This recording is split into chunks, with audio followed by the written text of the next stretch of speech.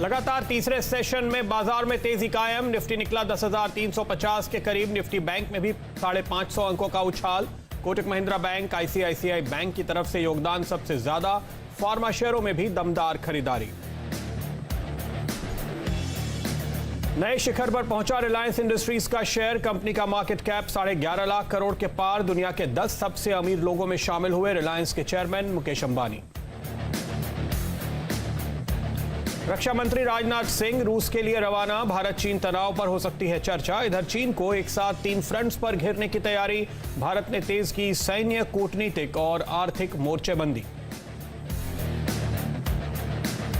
Corona की नई दवा के लॉन्च से ग्लेनमार्क फार्मा में एक दिन की अब तक की सबसे बड़ी तेजी। 35% के उछाल के साथ बना बाजार का बादशाह। आज अन्य फार्मा शेयरों में भी अच्छी खरीदारी। सिप्ला, वॉकहार्ट, स्ट्राइड्स फार्मा में भी जोरदार तेजी। रेंटल हाउसिंग स्कीम को जल्द कैबिनेट मंजूरी मिलने की उम्मीद में भागे realty share. India bulls housing में 20% की उछाल। India bulls real brigade enterprises में भी 5% की तेजी। तो वहीं आज का जैकपॉट बॉम्बे डाइंग 15% दौड़ा।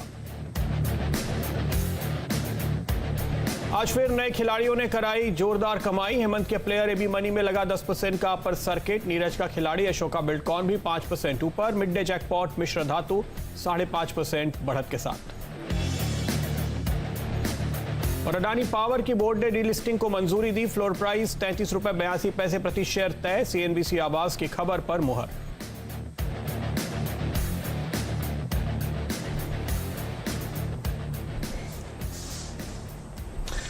नमस्कार, आप देख रहे हैं आखिरी सौदा। मैं हूं वीरेंद्र कुमार और बैंक निफ्टी डे हाई पर। Nifty PSU bank index day high पर। बस गुंजाइश बाकी है निफ्टी की, जो कि इंट्राडे हाई से लगभग 30 अंक दूर है। तो प्रदीप, शानदार मूव मार्केट्स में और इस बार गेन जो है ना वो बैंकों के पाले में। जी हाँ, आप ये कह सकते हैं बैंकों में जिस तरह की तेजी देखने को मिल रही है। निफ्टी बैंक अभी भी इंतजार कर रहा है 22,000 का वो आंकड़ा पार करके उसके ऊपर छूता हुआ नजर आए तो शायद हमें ज़्यादा मज़ा आएगा। लेकिन फिलहाल देखिए, जो मार्च में हमने लोज बनाए थे उसके बाद के हाईस के करीब थोड़ा ऊपर नीचे आपको दोनों ही इंडाइसेस ट्रेड करते हुए नजर आ रहे हैं। तो इंडेक्स पे हम आपको बताएंगे चार्ट कैसे दिखते हैं। वीरू आपको बताएंगे ऑप्शन राइटर्स आज क्या कर रहे हैं। लेकिन इस वक्त अगर आप बाजार की तस्वीर देखें तो आप पाएंगे कि साफ तौर पे पीएसयू बैंक्स में और प्राइवेट बैंक्स में दोनों में अच्छी खरीदारी हो रही है। खासतौर पे पीएसयू बैंक इंडेक्स आपको दिखना चाहिए जहां तेजी और बेहतर है। इसके अलावा फार्मा इंडेक्स, मेटल कंपनियां और कुछ सरकारी कंपनियां, ये सेगमेंट्स हैं जिनके ऊपर खास तौर पे आज आपकी नजर होनी चाहिए। और एक खास सेगमेंट जो है बाजार का बहुत ही मजबूत, वो है रियल एस्टेट कंपनियां, जिनमें हमने अच्छी खासी खरीदारी आते हुए देखी है। तो आज के ट्रेड में इन सारे सेक्टर्स पे, इन सारे स्टॉक्स पे हमारा फोकस रहेगा और आपको बताते हैं कि इन शेयरों पे इस वक्त आपको ट्रेड लेने चाहिए। और इसके लिए आपके साथ हमारे एक्सपर्ट्स जुड़ेंगे जो आपको देंगे शानदार कमाई के कॉल्स। पैनोरामा टेक्निकल्स के अल्पेश फूरिया, मोतीलाल ओसवाल फाइनेंशियल्स के राहुल शाह और मुदित गोयल होंगे एसएमसी ग्रुप ऑफ कंपनीज के। उन सभी से लेंगे राय। ट्रेड एट 2 अल्पेश देंगे और राहुल देंगे ट्रेड एट 230। मुदित की ओर से आएगा ट्रेड एट 3। जियोजित फाइनेंशियल्स के गौरांग शाह आपको देंगे फंडामेंटल राय आज के बाजार पे। इसके अलावा रियल एस्टेट कंपनीज में तेजी पर विस्तार से बात करेंगे। 2:40 के आसपास हमारे साथ इस पर चर्चा के लिए इस सेक्टर से जुड़े हुए दिग्गज जुड़ेंगे। मेहमान, उनका इंतजार रहेगा। लेकिन आपको चलिए शुरुआत करते हैं सबसे पहले ट्रेड एट 2 के साथ और आपको बताते हैं वो स्टॉक जहां पर इस समय आपको ट्रेड लेना चाहिए। अल्पेश जी बताइए। Good afternoon Pradeep. देखिए, यहाँ पर 2 स्टॉक्स आज मैं देने की यहाँ पे कोशिश करूंगा और मुझे लगता है कि इन दोनों में बहुत ही एक अच्छा सा मूवमेंट आपको यहाँ पर देखने को मिल सकता है। सबसे पहला जो स्टॉक्स हमने यहाँ पे निकाला है वो एफएनओ सेगमेंट से है और स्टॉक का नाम है सेंचुरी टेक्सटाइल। करीबन स्टॉक अभी आप देखिए 326 से 328 की रेंज में ये ट्रेड कर रहा है। मैं समझता हूँ कि यहाँ पे 308 के नीचे का एक पोजिशनल स्टॉप लॉस लगा के अगर इसके अंदर बाई किया जाए तो ऑन द अपसाइड में आपको पहले 345 और उसके बाद में 355 तक के लक्ष्य यहाँ पर देखने को मिल जाएंगे। जब मैंने ये स्टॉक आपको भेजा था प्रदीप, तब इट वाज अराउंड 320-21 और अभी इसमें एक थोड़ी सी मूव आई है, तो मुझे लगता है कि ये मूव और भी आगे इसमें कंटिन्यू रहेगी।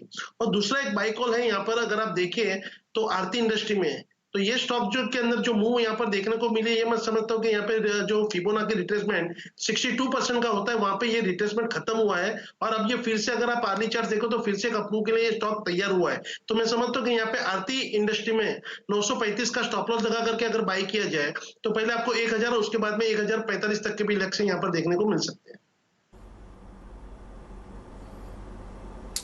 ओके तो ये है ट्रेड एट 2 अल्पेश फुरिया का आरती इंडस्ट्रीज, अगर आप देखें बाय है और फिर पॉसिबल टारगेट ऑफ 1005 और करीब 1045, स्टॉप लॉस 935 का रहेगा। और अल्पेश ने जिस पहले स्टॉक का जिक्र किया था सेंचुरी टेक्सटाइल्स, वो इस वक्त दिन के सर्वोच्च स्तरों पर ट्रेड कर रहा है। सेंचुरी टेक्सटाइल्स याद रखिएगा, इस स्टॉक में आज शॉर्ट कवरिंग मूव भी है और जो 19 जून का प्रदीप सर्कुलर था एनएससी का, उसके मुताबिक अगस्त की सीरीज इस स्टॉक की लास्ट सीरीज होगी। उसके बाद सितंबर से इसमें कोई कॉन्ट्रैक्ट अवेलेबल नहीं होगा, ये डेरिवेटिव्स का पार्ट नहीं होगा। हम डेरिवेटिव एनालिस्ट के लिए प्रदीप, ये हालांकि अच्छी बात नहीं है, लेकिन इस बीच बाजार में एक स्ट्रॉन्ग मूव और निफ्टी बैंक 22,000 के पार और निफ्टी एग्जैक्टली अगर आप देखें 10,373 डे हाई पर आके खड़ा हुआ है। प्रदीप आज सुबह इनफैक्ट हम जब बात कर रहे थे हेमंत में हर्षदा, ये मार्च के ड्रॉप के बाद जब याद रखिए वो एग्जैक्टली अगर आप देखें बड़ा फॉल था और इंडेक्स 16,100 की ट्रैजेक्टरी में आया, उसके बाद ये थर्ड अटेम्प्ट था 22,000 की ट्रैजेक्टरी को पार करने का निफ्टी बैंक का। और सुबह इनफैक्ट मैंने बात कही भी थी कि थर्ड जो मूव होता है वो क्रिटिकल होता है और सबसे अगर आप देखें बड़ा होता है, और अब 22,000 के जोन के ऊपर कंट्रीब्यूटर्स देखिए आप नेगेटिव साइड पे, ये सौभाग्य है मार्केट का, कोई नहीं खड़ा है। Kotak Mahindra bank, ICICI bank, HDFC bank, axis bank, I think this is the best combination with Nifty PSU bank at day high. Bank Nifty day high पे, सेंचुरी टेक्सटाइल्स डे हाई पर, कोटक डे हाई पर है। Alpesh, I think हमें miss नहीं करना चाहिए इस वक्त इस शॉर्ट कवरिंग मूव को। ये बताइए, अभी 4-5 बैंक्स का मैंने अगर आप देखें रीडिंग की, इनमें से कोई लॉन्ग कॉल लेनी हो इस वक्त तो वो किस पे होगी आपकी?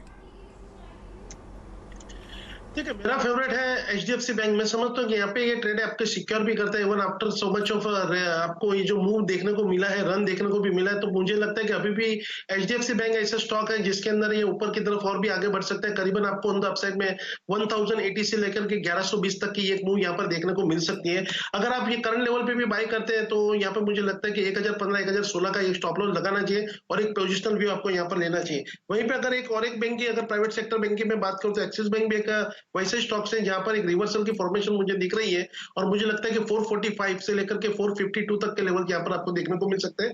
आपका जो स्टॉप लॉस रहेगा एक्सिस बैंक के अंदर वो 420 के नीचे का रहेगा।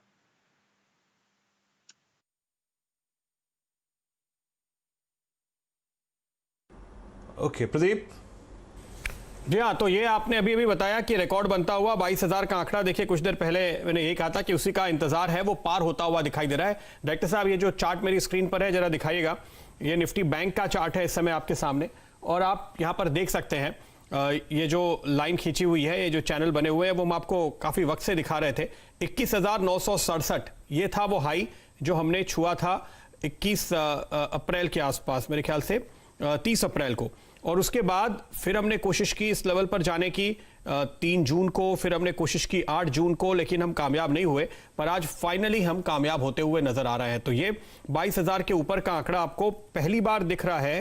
पहली बार कहने का मतलब जो मार्च में 24 मार्च को एक बॉटम बना है, उसके बाद से पहली बार ये लेवल आए हैं। तो जो नए स्विंग हाइज बनते हुए, यानी आपके लिए एक ब्रेकआउट इस समय निफ्टी बैंक में दिखाई दिया है। और अच्छी बात यह है कि ऐसा ही ब्रेकआउट आपको निफ्टी में भी आता हुआ दिखेगा। और आप देखिए, ये आपके सामने अब निफ्टी के चार्ट है, यहां पर भी आपको हम ये बता रहे थे कि निफ्टी में जब गिरावट आ रही थी तो मार्च में एक गैप बनाया था 11, 12, 13 मार्च के आसपास, और ये जो बैंड आप ऊपर बना हुआ देख रहे हैं ये हमने काफी वक्त से लगा रखा है। हम देख रहे थे कि इसके काफी करीब हम पहुंचे, हमने इसको करीब करीब भरा भी 8 जून को, लेकिन फिर नीचे चले गए। पर आज फाइनली इसको पूरी तरह से भरते हुए यहां से अब आप एक ब्रेकआउट आते हुए देख रहे हैं। मेरा ख्याल है कि अब आपको 10,550 के आसपास के टारगेट पर नजर रखनी चाहिए जहां तक निफ्टी का सवाल है। और निफ्टी बैंक में यहां से 1000 या उससे अधिक पॉइंट्स की भी एक तेजी देखने को मिल सकती है, क्योंकि ये बहुत लंबी कह सकते हैं तकरार चली बुल्स और बेयर्स के बीच, और उसके बाद हम 22,000 के लेवल से ऊपर आज निकलने में कामयाब हुए हैं। वीरू, ऑप्शन राइटर्स किस तरह से पोजीशन है इस समय इंडेक्स में, और आपको भी क्या ऐसे ही टारगेट दिख रहे हैं करीब 1000 पॉइंट के निफ्टी बैंक में, और तकरीबन 200 पॉइंट के निफ्टी में।